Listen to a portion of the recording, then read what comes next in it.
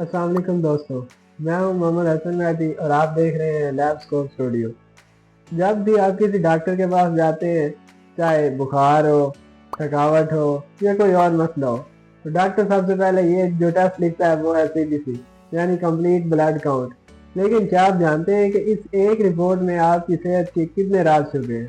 آج کے اس لیکچر میں ہم CBC کی رپورٹ کے سٹیپ بائی سٹیپ سمجھیں گے۔ سب سے پہلے بات کرتے ہیں HB کی یعنی ہیموگلوبن۔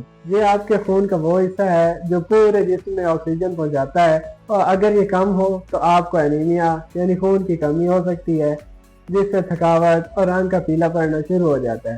مردوں میں یہ 13 سے 17 اور خواتین میں 12 سے 15 کے درمیان ہونی چاہیے۔ اس کے بعد ہے وائٹ بلڈ سیل یعنی WBC، جنہیں ہم جسم کے فوجی یعنی آرمی کہتے ہیں۔ ان کا کام جرمز اور انفیکشن سے لڑنا ہے۔ اگر آپ کی رپورٹ میں WBC بڑھے ہوئے ہیں تو اس کا مطلب ہے کہ جسم میں کہیں انفیکشن یا سوزش یعنی انفلیمیشن چل رہی ہے۔ تو ان کی نارمل رینج 4000 سے 11000 تک ہوتی ہے۔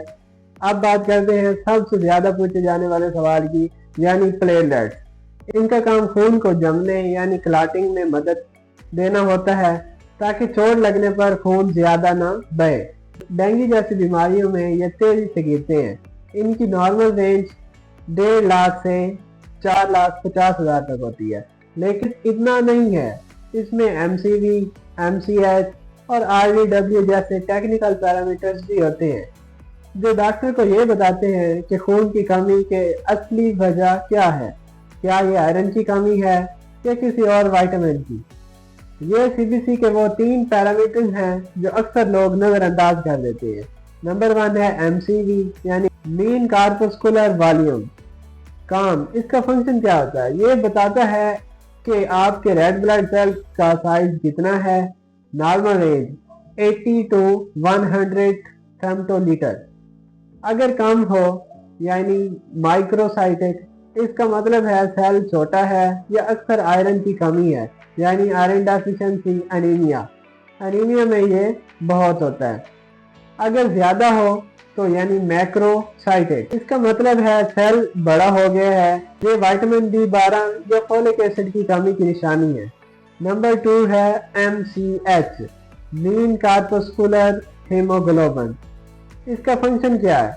یہ بتاتا ہے کہ ہر ایک RBC کے اندر ہیموگلوبن کی کتنی مقدار ہے، یعنی سیل کا رنگ کتنا گہرا ہے۔ Normal range 27 to 32 پیکوگرامز۔ اگر یہ کم ہو یعنی ہیپوکرومک، سیل پھیکا نظر آتا ہے، یہ بھی آئرن کی کمی میں ہوتا ہے۔ نمبر 3 ہے RDW یعنی ریڈ سیل ڈسٹریبیوشن ریٹ۔ اس کا کام کیا ہوتا ہے؟ یہ سب سے دلچسپ پیرامیٹر ہے۔ یہ بتاتا ہے کہ آپ کے سارے RBCs کی سائز ایک جیسا ہے یا الگ الگ ہے۔ تو اس کی نارمل رینج کیا ہوتی ہے؟ 11% سے 15% تک۔ اگر زیادہ ہے تو اس کا مطلب ہے کہ جسم میں کچھ سیل بڑے ہیں اور کچھ چھوٹے، اینیسوسائٹوسس اسے بولتے ہیں۔ یہ شروعاتی انیمیا کی نشانی ہوتی ہے جب جسم نئے سیل صحیح طرح نہیں بنا پا رہا ہوتا۔ یہ سب شروعاتی انیمیا کی نشانیاں ہوتی ہیں جب جسم نئے سیل صحیح طرح نہیں بنا پا رہا ہوتا۔ ان سب کے بعد ایک اور امپورٹنٹ پورشن ہے CBC کا DLC، جسے ہم ڈیفرینشیل لیوکوسائٹس بولتے ہیں۔ DLC کا مطلب ہے کہ ہمارے وائٹ بلڈ سیل کی فوج یعنی آرمی کون سے سپاہی کتنے % ہے۔ ہر ایک کا اپنا ایک مخصوص کام ہے۔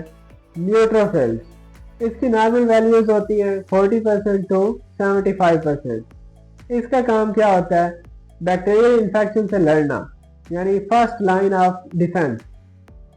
اگر یہ بڑھ جائیں اسے نیوٹروفیلیا کہتے ہیں۔ Acute bacterial infection, pneumonia, surgery یا شدید سٹریس میں۔ اگر یہ کم ہو جائیں تو اسے نیوٹروفینیا کہتے ہیں۔